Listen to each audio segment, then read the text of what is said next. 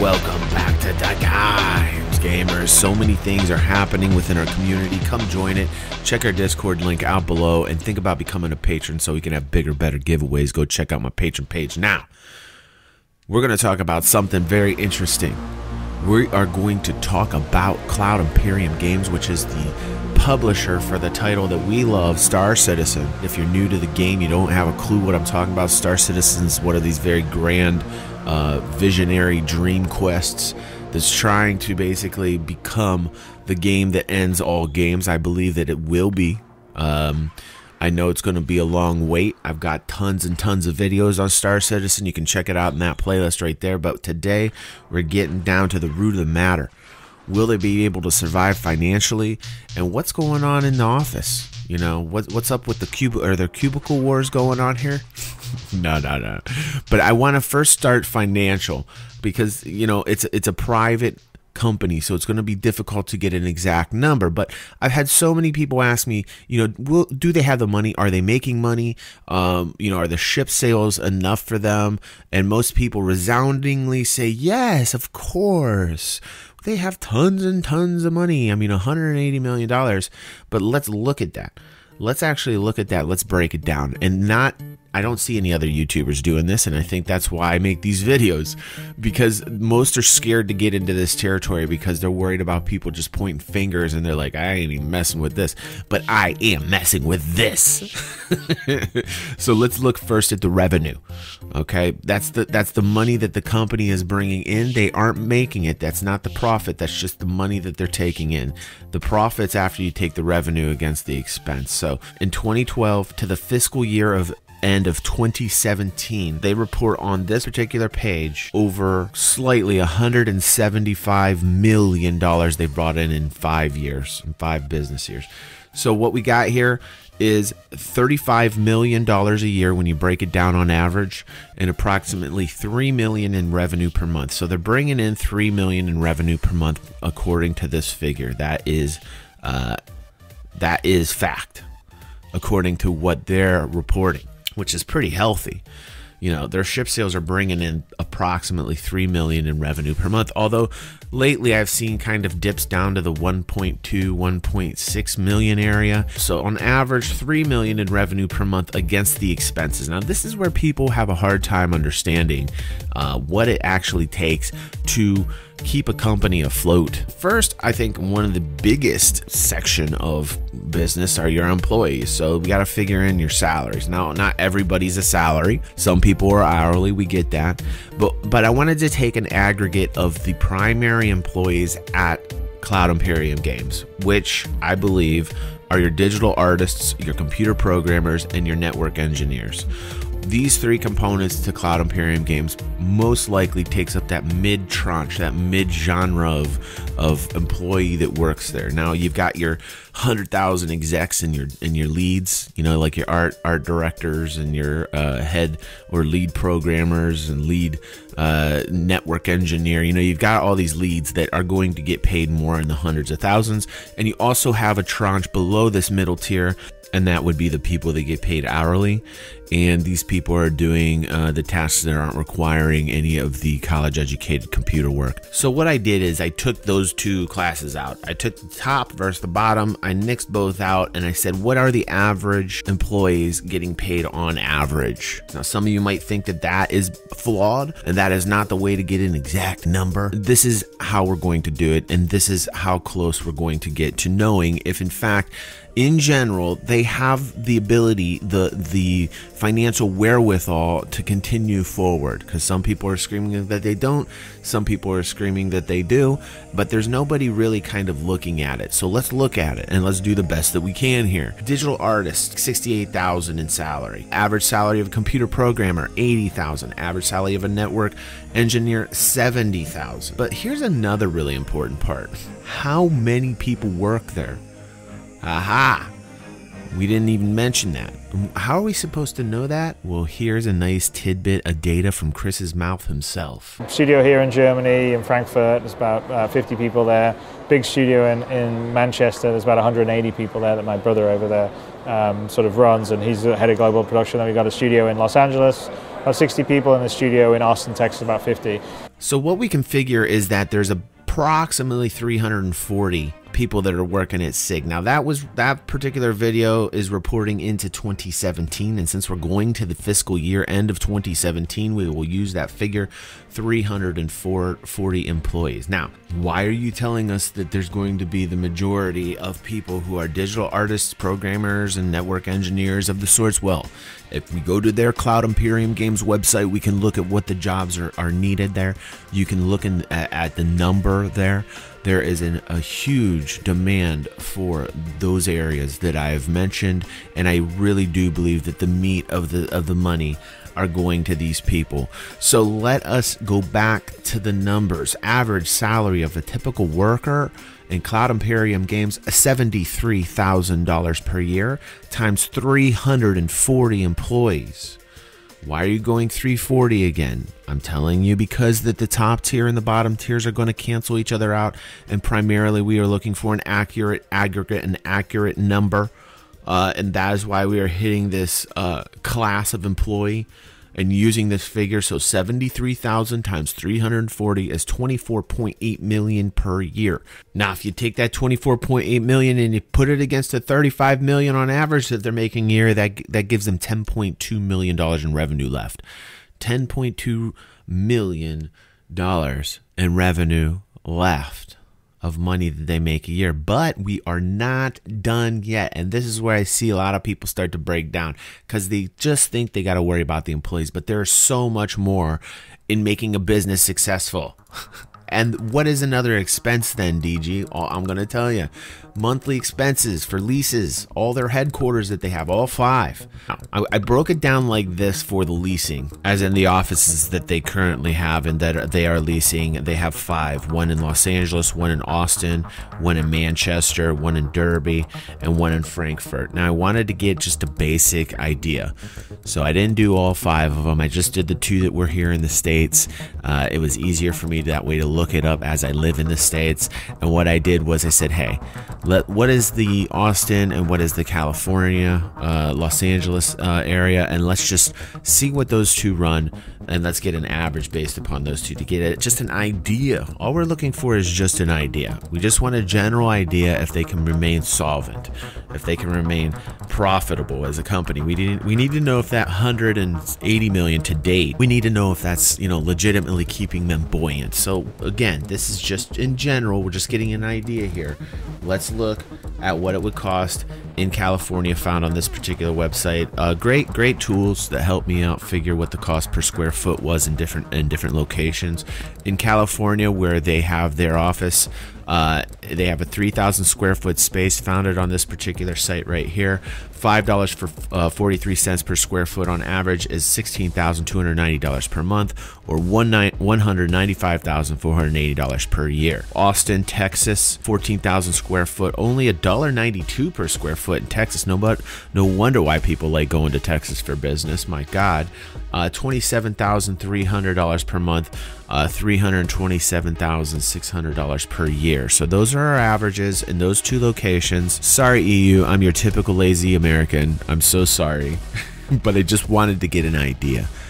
We could delve deeper into this and get the exact figure actually on this. It wouldn't be that difficult, but I have a limited amount of time as a father with 2 children, so let us just get to the general price, shall we, of this expense here. So we got 1.3 million per year, basically, is what that means.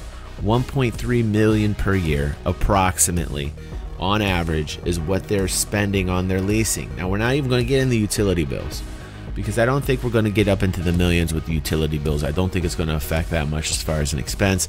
There is a way to figure out per kilowatt per hour what it is that they're paying on their electric. We could do it also with their heating, but we're not, because I don't think we're talking about $1 million range for the 5 places, even annually.